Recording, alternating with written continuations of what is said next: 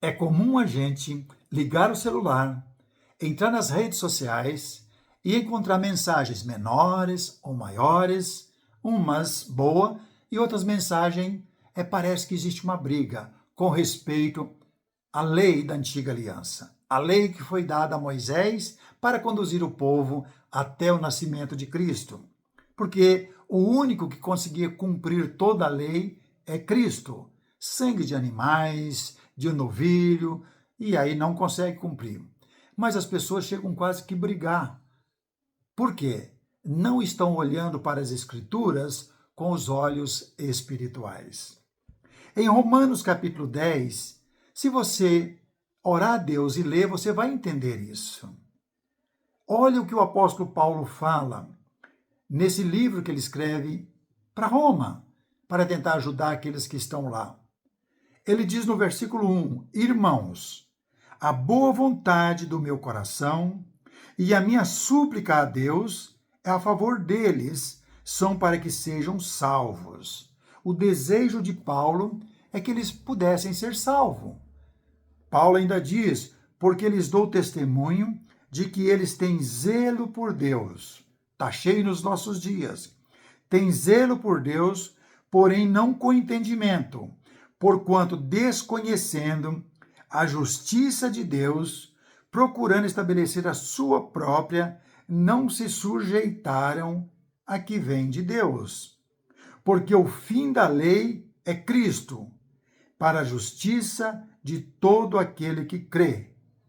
Ora, Moisés escreveu que o homem que praticar a justiça decorrente da lei viverá por ela. Moisés falou isso para os judeus. Mas a justiça decorrente da fé assim diz: não perguntes em teu coração quem subirá aos céus, isto é, para trazer-nos do alto a Cristo. E ele continua falando da confissão, a palavra está perto de ti. Mas uma coisa que nos chama a atenção, ele mostra que o fim da lei é Cristo. Então, você que pratica a lei hoje, algumas, porque toda não há possibilidade de você praticar, não tem como, não existe. Quer dizer que você está praticando a lei ainda esperando a vinda de Cristo. O fim da lei é Cristo. É claro isso. Qualquer tradução, seja inglesa, seja qualquer uma que você usar, está dizendo que o fim da lei é Cristo. Aí nos ajuda um pouquinho mais, ainda em Romanos, capítulo 3, no versículo 19. Essa ajuda a gente a entender um pouco mais. Ora, sabemos que tudo que a lei diz aos que vivem na lei, o diz, para que se cale toda a boca e todo mundo seja culpável perante Deus. Visto que ninguém será justificado, ninguém, diante dele por obras da lei, em razão de que pela lei vem o pleno conhecimento do pecado. Aí você vem e fala comigo, José Carlos, mas o dízimo aconteceu antes da lei. Ótimo, eu sei disso. Só que ele virou lei e Jesus veio e aboliu toda a lei. Aí você fala, olha, mas Deus falou isso antes da lei, então tem que cumprir hoje. Não tem. Jesus falou também do adultério antes da lei. Deus falou também, Deus, né? Deus também falou sobre derramar o sangue de uma outra pessoa. E quando você chega no próprio livro de Atos, para acrescentar à igreja dos gentios, não comer o sangue de animais sufocados, antes da lei, na lei, depois da lei. Não cometer adultério, antes da lei, na lei e depois da lei, na era da graça.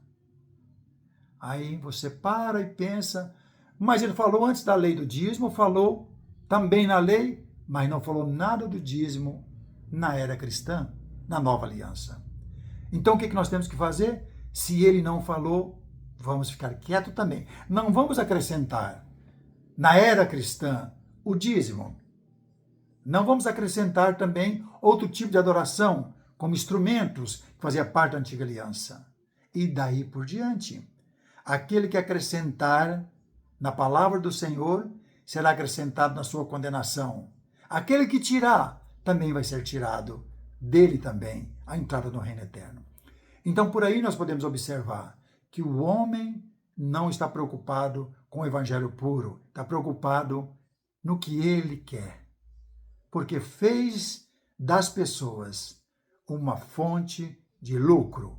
Isso é bem claro. Nem o dízimo, nem o sábado, nem qualquer outra lei deve ser praticada na nova aliança. Já temos a lei da nova aliança para podermos observar e cumpri-la. Que Deus nos abençoe.